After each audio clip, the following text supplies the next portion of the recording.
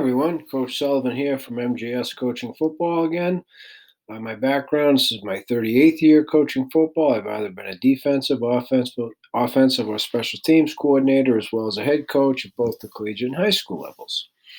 In this presentation, I wanted to talk to you about another one of our combo family pressures, named similar to a previous presentation, dime combo, but this time with an X, or rover combo, X.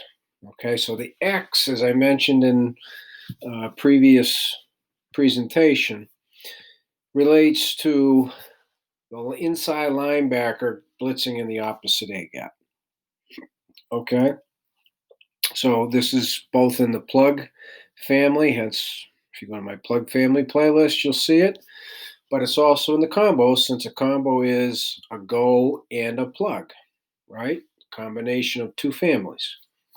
So what I want to talk to you here about today is how we combine the X plug with the go, hence dime combo X. Okay? So whenever it's the dime calls the lucky Ringo, and as always, if a dime doesn't know who the dime is, then, right, bigger fish to fry. So in this particular case, 11 personnel, so it's a rip. Dime goes to Liz a rip, so dime is right. It's a Ringo. Ringo equals a Roger. So again, go to the Zone Blitz coverage playlist. You'll see more and learn about the trio.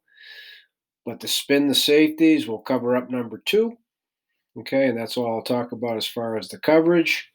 So given that this is a combo, the lucky Ringo is called to the go side. So, excuse me, for the dime, it's a dime go. So the aiming point's the butt of the tackle. That means that run 2, the dime is spill and pry, run away, chase, bend and chase, no boot for the dime. If it's pass, then the dimes has contained. Okay, now this is where the X comes in. The defensive end executes pinch B, slant technique, near hip, penetrate, as always. But the X now, different. Following the combo family rules, the first linebacker opposite, meaning on the other side of the ball, in our 3-4, opposite the lucky Ringo, is the plug blitzer. So in this case, it's the Mike. So primary in red, secondary in blue, and all 3 defensive linemen involved, 5-man pressure. But because it's an X, the nose always goes away from the call. Boom, done. Okay, regular combo, nose always goes to the call. X, nose goes away. Boom, done. Okay, so because it's a Ringo, nose is slanting A gap away, near hip, boom, penetrate. Because we lose the inside linebacker, now the defensive end has to make sure that B gap is covered by slanting, same near hip, and penetrating. We're going to get penetrate A and B. Okay, A and B. So now what that means is, honestly, the Mike and the nose are executing the max, right? Executing the max. So the plug blitz opposite A gap. Okay, so it doesn't say it here, but if you go to plug family blitz playlist, the Mike has the ability to read out of the blitz. So as he digs in the front toe, crosses over and gets his eyes on the opposite guard, okay, if that guard's coming to him, he's going to read out, boom. Okay, he will read out, get into the C gap. If the guard does not do that, he's attacking through, okay, far edge of the center and penetrating that A gap hard. Okay, so that is what's the simple difference between a dime combo and a dime combo X is.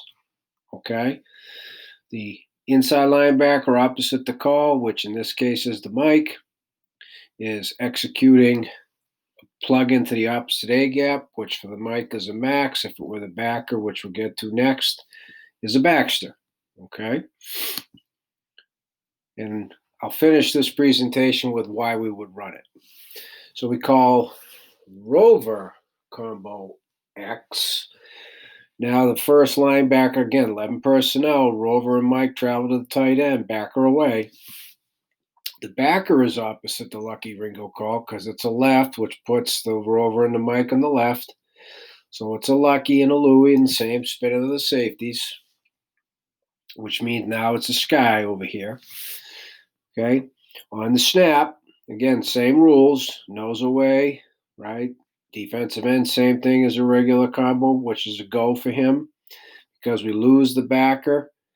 The defensive end away from the call. The two DNs doing the same thing, slanting in the B gap, penetrating, executing the Baxter.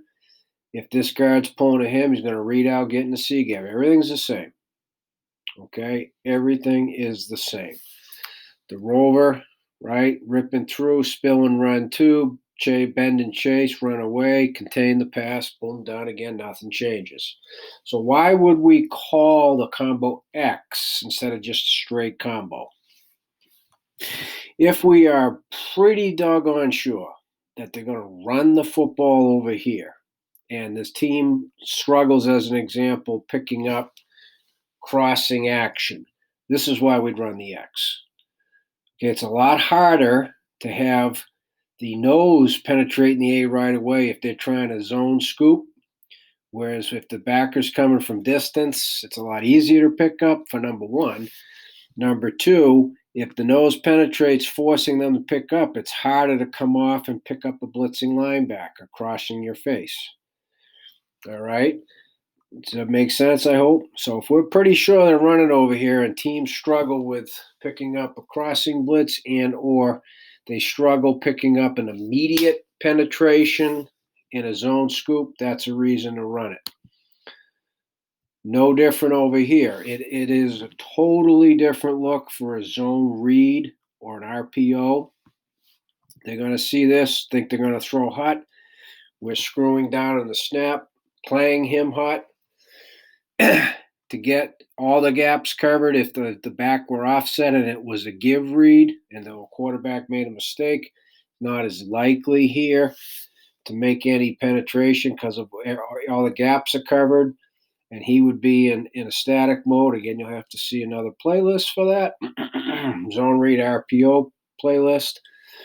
But it's a different look, different pressure. Okay? So that is the combo with an X, and that would be the reason why we do it. And we give the inside linebacker who's plugging the ability to read out if the guard's pulling to him. As always, please, any questions, please reach out to me at CoachMJSullivan@gmail.com, and I'll get back to you as soon as I can.